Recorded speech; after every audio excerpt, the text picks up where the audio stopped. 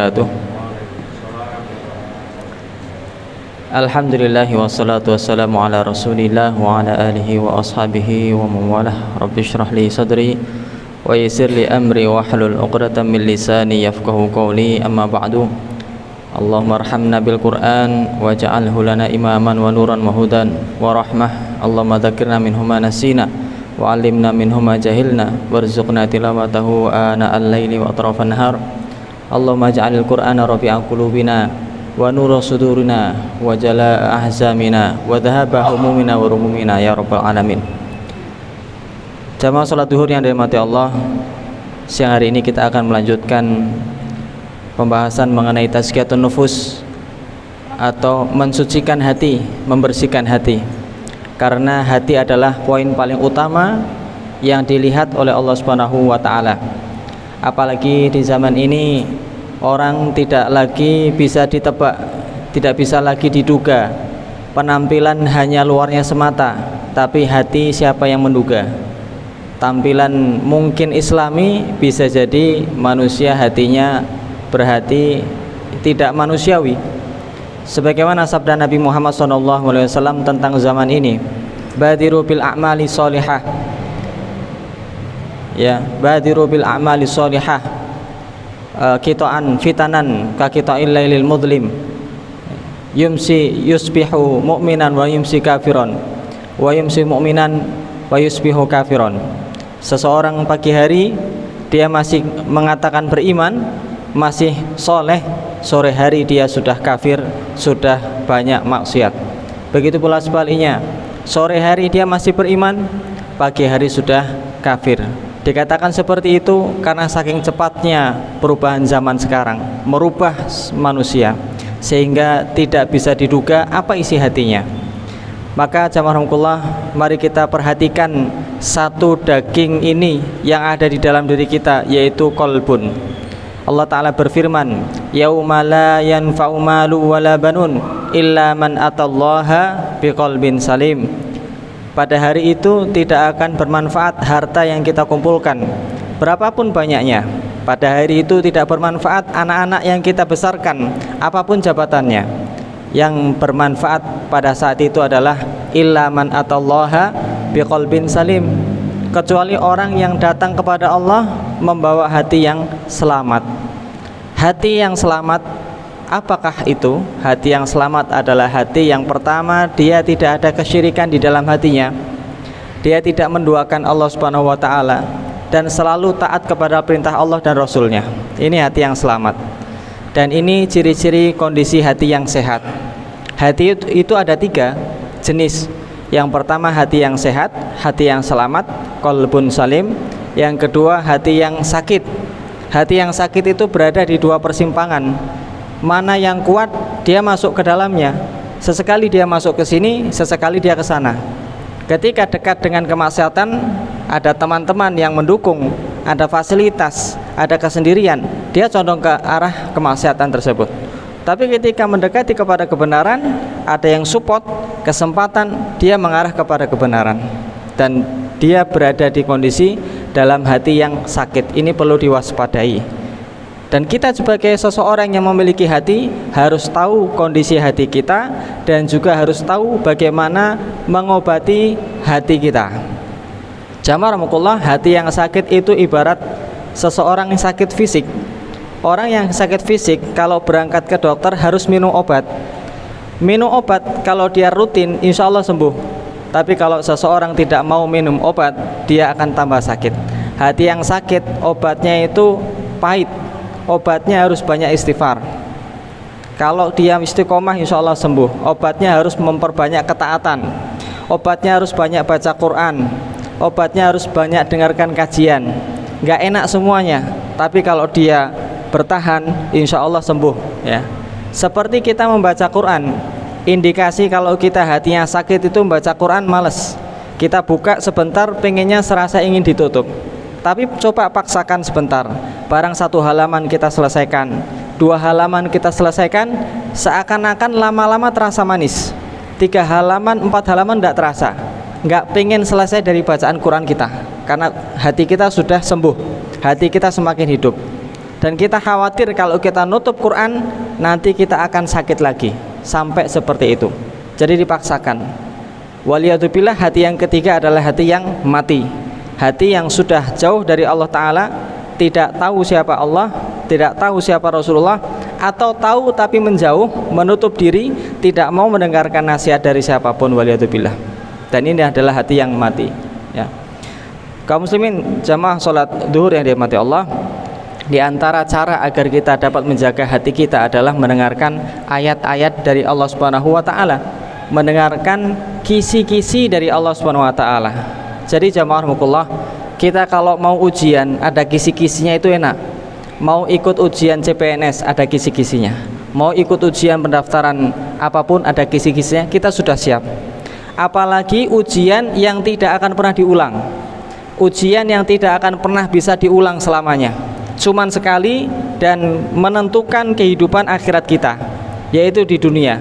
Dunia adalah ujian bagi kita semuanya dan tidak akan bisa diulang. Lalu bagaimana cara kita selamat? Allah sudah kasih kisi-kisi yang sangat banyak, jamaah rahimakumullah. Allah sudah kasih kisi-kisi, Allah sudah kasih contoh soalnya.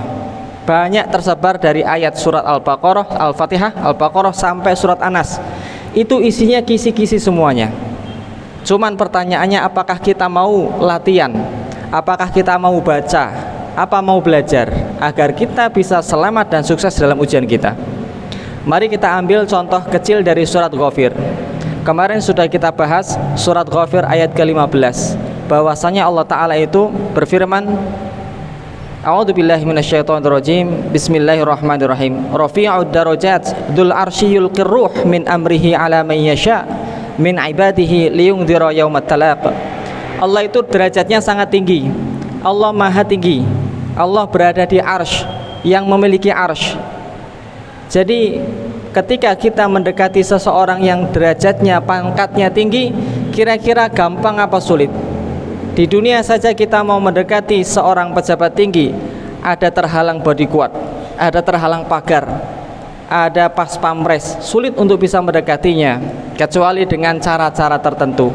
Maka begitu pula Allah Subhanahu wa taala, bagaimana cara kita meraih tingginya Allah Subhanahu wa taala? Ada kisi-kisi dari Allah Subhanahu wa taala.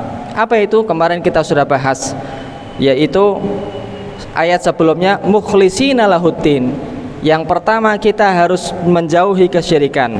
Panjenengan ampun punya jimat-jimat, jangan memiliki pelindung-pelindung apapun. Ini yang utama, jamaah rahimakumullah. Sore nanti kami janjian, insya Allah ada orang yang dia sakit fisik, tapi istrinya kemudian menyampaikan, saat ini ada gondelannya, ada pelindungnya, tolong dibuang. Subhanallah.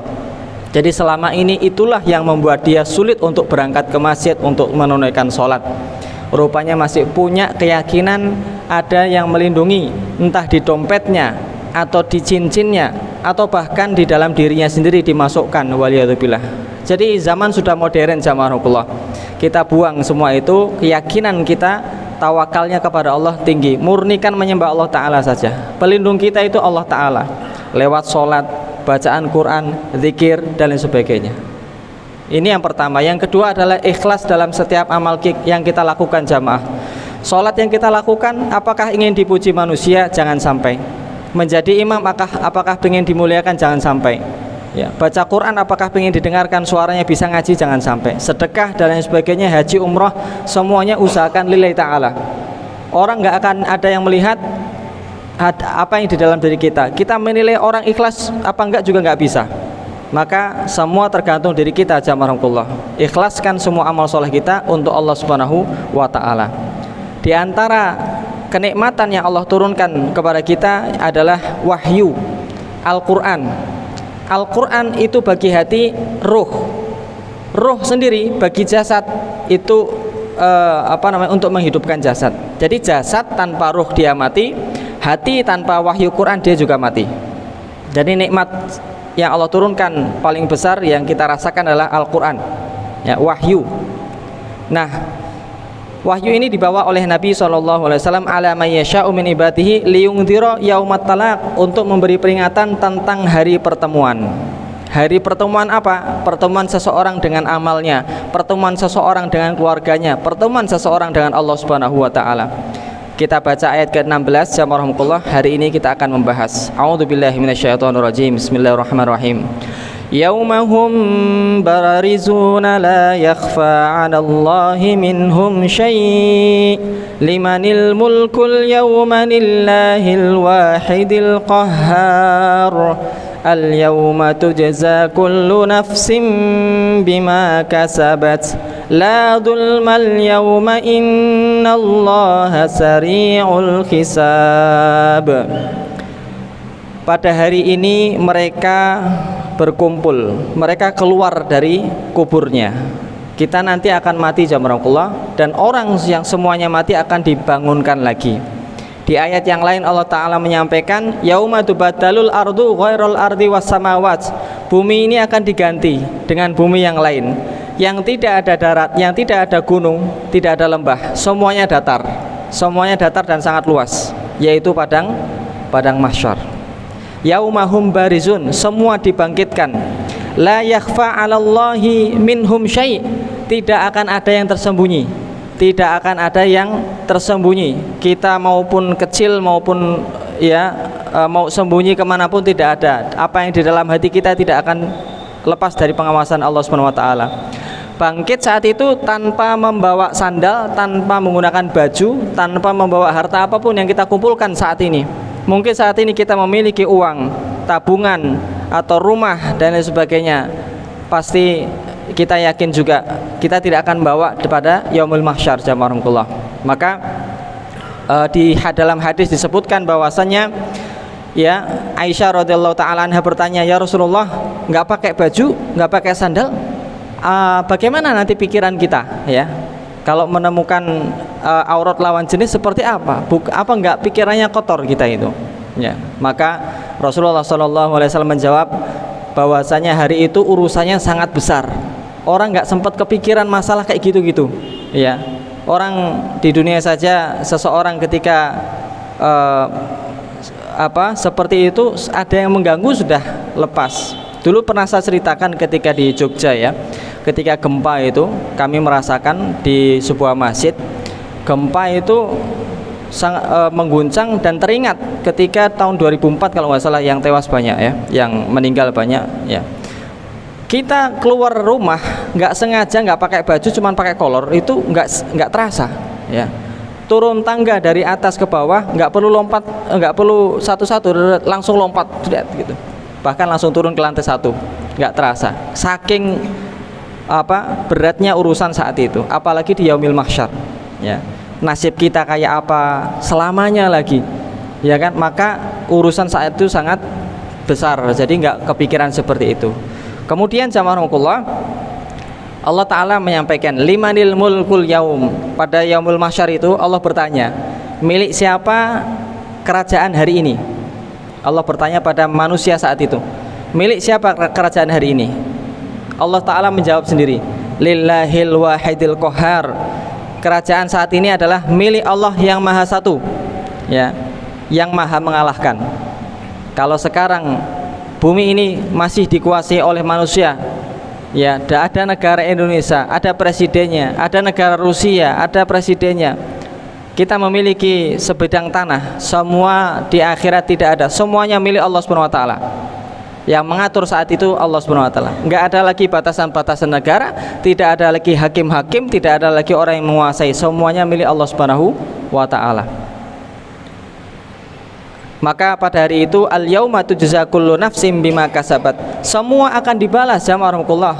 Sekalipun amalan yang kecil pernah kita lakukan, mungkin kita memberikan makan ayam, mungkin sederhana, tapi hal itu akan dibalas oleh Allah Subhanahu wa taala. Atau 1.000 rupiah yang panjenengan masukkan ke kotak infak ya, ke kaleng amal, itu akan dibalas oleh Allah Subhanahu wa taala. Allah itu melihat dan mencatat jazakumullah. Faman ya'mal mithqala dzarratin khairan yarah wa may ya'mal mithqala dzarratin syarran yarah. La dzulmal yaum, tidak akan dizalimi. kita merasakan dolim itu betapa menyakitkan. Kita berbuat baik, sudah susah payah, orang nggak mengakui, menghina lagi, menyakitkan. Pada hari itu tidak ada kezaliman jamaahullah, ya, tidak ada kezaliman. Allah balas kebaikan kita seberapapun kecilnya, dan Allah balas keburukan seseorang seberapapun juga kecilnya. Jadi perlu berhati-hati dengan amalan-amalan keburukan, atau ada orang-orang yang sakit hatinya dengan kita semuanya. Jamaahullah, Allah tutup dengan innallaha sari'ul hisab. Allah maha sangat cepat perhitungan hisabnya. Jadi jamaahullah, hari itu sangat cepat dan sudah dekat, ya. Kami sendiri di usia kepala 30 merasakan waktu begitu cepat. Yang usia kepala 50, 60 juga mungkin masih seakan-akan baru kemarin main kelereng, sekarang sudah ya tua. Dan hari kiamat itu sangat begitu cepat, dan juga hari kebangkitan itu Allah sampaikan juga sangat dekat. Maka jangan dikira kita akan hidup selamanya, jangan dikira kita akan masih hidup lama. Maka dari sekarang Allah masih berikan kita kesempatan untuk beramal soleh, banyak-banyakin amal soleh. Allah titipkan harta itu untuk sedekah, infak, zakat. Allah titipkan tenaga untuk beribadah, sholat, berangkat ke masjid, haji, umroh, dan membantu orang lain. Allah titipkan akal, pikiran, ilmu untuk diberikan kepada yang lainnya. Semuanya niatkan lillahi ta'ala amal soleh jamaahullah. Seberapapun kita, siapapun kita, pasti punya peluang amal soleh. Karena itu titipan dari Allah SWT. Mari kita gunakan maksimal untuk ibadah kepada Allah SWT. Semoga Allah memberikan kita kelapangan, kekuatan, keistiqomahan, agar kita dapat memperbanyak amal soleh kepada Allah SWT, dan semuanya ikhlas lillahi ta'ala. Amin ya rabbal alamin. Kiranya cukup yang kami sampaikan. Mohon maaf bila ada salah dan lupa. Hadanallahu wa iyyakum. Subhanakallahumma wa bihamdika, asyhadu an la ilaha illa anta, astaghfiruka wa atubu ilaik. Assalamualaikum warahmatullahi wabarakatuh.